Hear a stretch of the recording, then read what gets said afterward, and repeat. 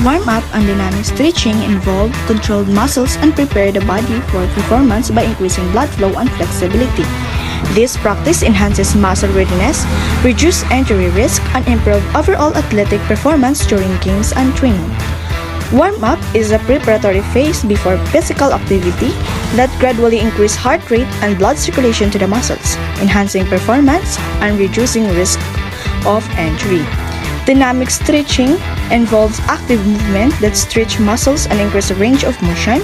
It typically includes exercises like leg swings, arm circles, cycles, and walking lunge with mimic the movements of the sport.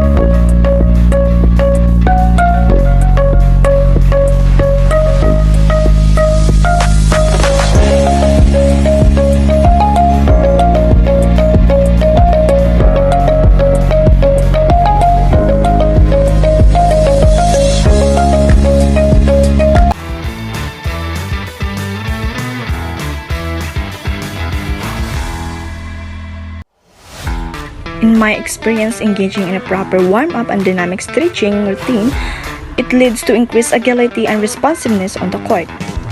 As a player, I feel more prepared and less prone to injuries after incorporating these practices into my training.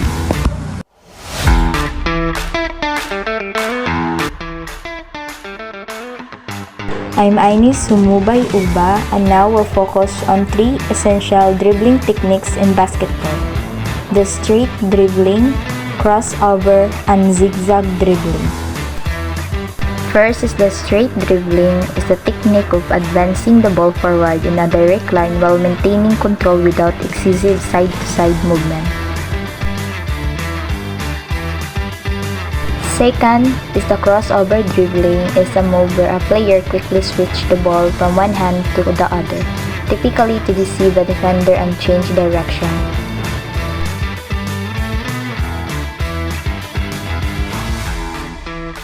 Last is the zigzag dribbling, is a technique where a player dribbles the ball while moving in a zigzag pattern, changing direction frequently to evade defenders and maintain control.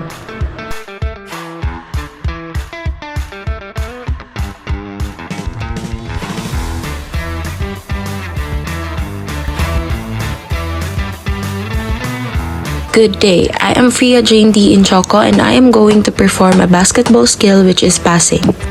Passing consists of 3 parts, which are the following: chest pass, bounce pass, and the overhead pass. Chest pass is being thrown from the passer's chest through the receiver's chest. This pushes the ball straight out with a snapping motion of the wrist. It is also a common and accurate pass for short to medium distances. This pass involves bouncing the ball off the floor to the receiver. It is used to pass around defenders as it is hard to intercept. Overhead pass is thrown above from the passer's head. The passer holds the ball with both hands above their forehead and throws it with a flick of the wrists. It is also commonly used for long passes.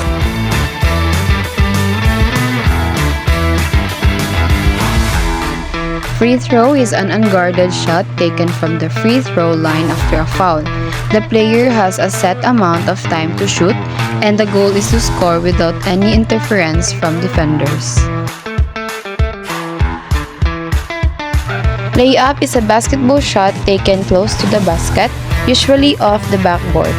The player drives toward the hoop, takes a step or two, and gently releases the ball towards the basket using one hand.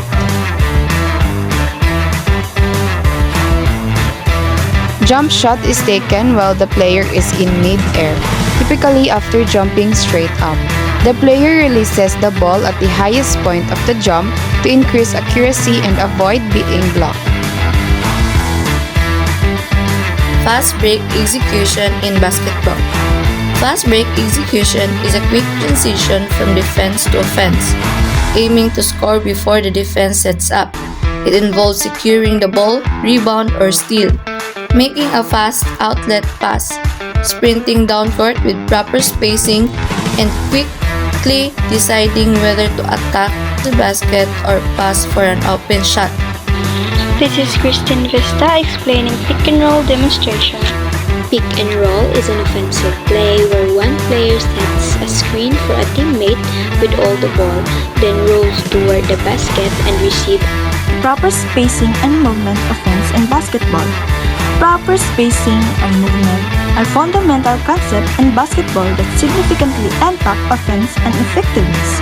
They enable teams to create scoring opportunities, maintain ball movement, and enhance player collaboration on the court.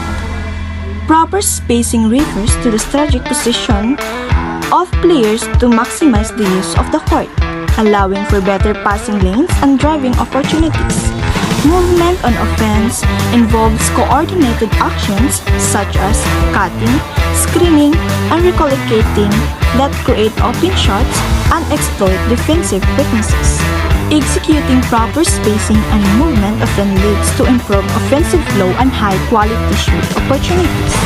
Players who master these concepts typically find themselves more engaged in the game, as they can effectively read defense and make quick decisions, resulting in a more dynamic and successful offensive performance.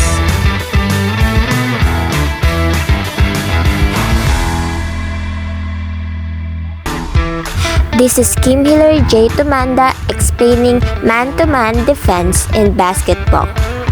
Man-to-man defense in basketball is a defensive scheme where each defender is responsible for guarding a specific opponent, focusing on staying close and contesting their moves, while also being ready to help teammates as needed. For me, medyo lisod siya gamay kay worry ko bas matap na ko ang hands ako ang opponent, but it's also fun kay labi na kung ma-steal nimo siya correctly ug makascore mo sa imuhang team na siya.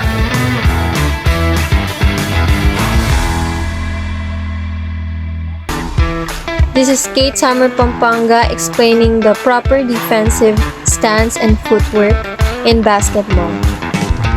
It involves a low, athletic position with bent knees, feet shoulder width apart, and balance on the balls of your feet, while maintaining a straight back and eyes focused forward. Footwork emphasizes quick, controlled lateral movements and short, choppy steps to stay in front of your opponent. So, during the game, in our mini-game 3 versus 3, kay dali raman ang stance and footwork. Pero, in a real game gear, dapat maayo ka mo depensa kay para labi na kung ang imong opponent is maayo mo dalaw, mapasa na siya sa center, which is dool sa kanang sa basket. Dali na dayon kay makascore ang kalaban. So, dapat maayo din ka mo defend. This is Risa Joel Malakaman and I'll be explaining the team zone defense application in basketball. So the team zone defense in basketball protects the paint, force outside shoots, and conserves energy by assigning defenders to a specific area. The 2-3 zone strengthens inside defense that is weak against shooters. The 3-2 zone defends the perimeter that exposes the paint. And the 1-3-1 zone is effective for trapping but vulnerable to corner shoots. It is used to disrupt offenses, force turnovers, and counter teams with weak outside shootings.